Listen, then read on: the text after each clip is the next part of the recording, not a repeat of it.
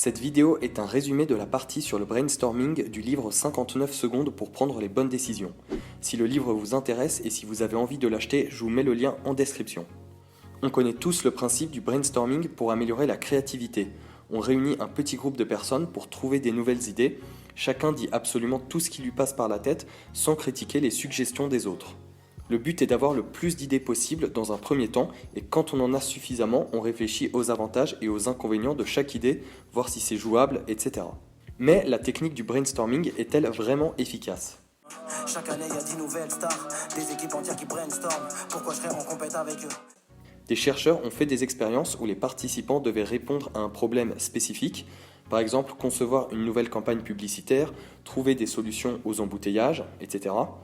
Et il y avait deux situations.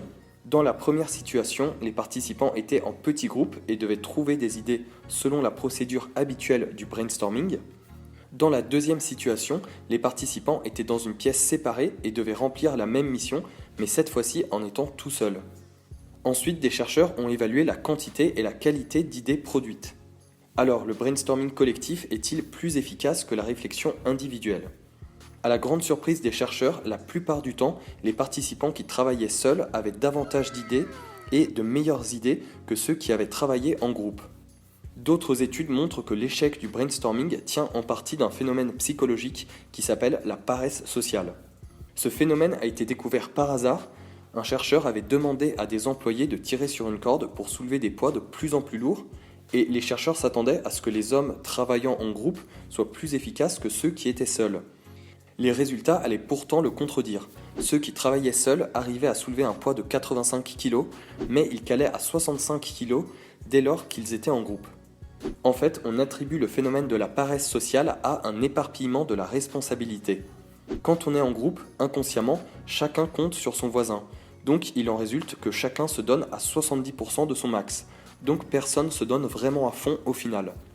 Quand on travaille seul, la réussite ou l'échec n'est imputable qu'à nos propres efforts. Si on s'en sort bien, on récolte tous les lauriers, et si on échoue, on doit en assumer les conséquences. Donc inconsciemment, on a toute la pression qui repose sur nos épaules, et on se donne à 200%, tout simplement parce qu'on n'a pas le choix, on n'a pas d'autre alternative possible. Mais dès qu'on travaille en groupe, on a tendance à relâcher ses efforts en se disant que si on ne reçoit pas de félicitations pour une réussite collective, on pourra toujours remettre la faute sur les autres en cas d'échec. Les chercheurs montrent que ce phénomène vaut pour toutes sortes de situations. Si vous demandez à quelqu'un de faire le plus de bruit possible, il en fera davantage à lui tout seul que s'il est en groupe. Si vous demandez à quelqu'un d'additionner des colonnes de chiffres, il ira beaucoup plus vite en étant seul qu'en groupe. Donc maintenant vous savez que si vous tombez en panne et qu'il faut pousser la voiture, si vous êtes plusieurs à pousser, vous êtes sûr que chacun sera à 50-60% de ses capacités et personne ne se donnera vraiment à 100%.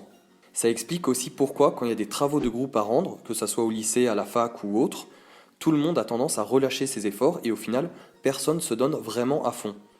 Pour en revenir au brainstorming, si on vous demande de trouver des idées, vous serez beaucoup plus créatif si vous avez la possibilité de vous isoler.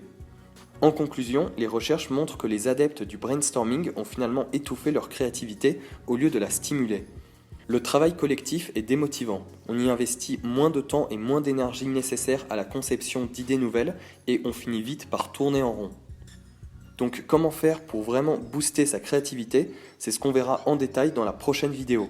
Si tu veux pas la rater, tu sais ce qu'il te reste à faire, t'abonner et activer la cloche, ça permet de soutenir mon travail et comme ça tu seras alerté dès qu'elle sortira. Et moi je te dis ciao. On nage tous dans la même merde, les bavures s'enchaînent à la minute. Tu peux te faire descendre par un minus ou par un virus et boum c'est terminus mec.